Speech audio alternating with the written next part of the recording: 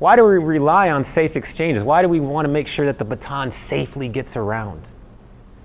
We want to make sure that, oh, we don't want to drop the baton. Oh, we want to make sure that we have to make sure that it gets to the next guy. That's the whole goal. Well, to me, so what do we do to make sure that we get that handoff off? What do? We crowd the lane.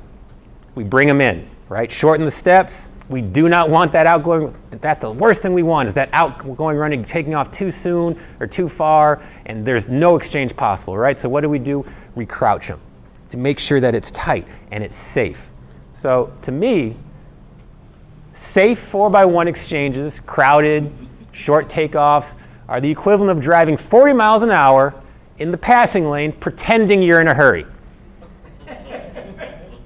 And I think we've all been there at some point.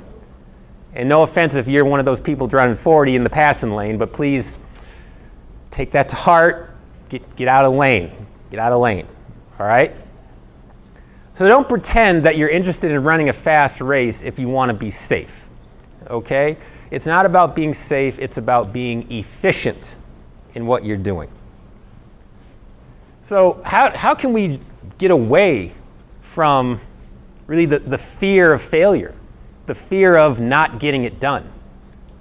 Well, for one, obsessing with the flow of the baton, i.e. how fast the baton gets around, how rhythmic it gets around, to me is much more important than where the baton is exchanged. Much, much more important. Okay, we can get into the nuances of how efficient it is on the front half of the zone, how efficient it is on the back half of the zone. You know, obviously there's an ideal quote unquote zone, but to me, it's highly dependent on your personnel and how they match up. Okay, and how consistent they can be within their own personal exchange zone.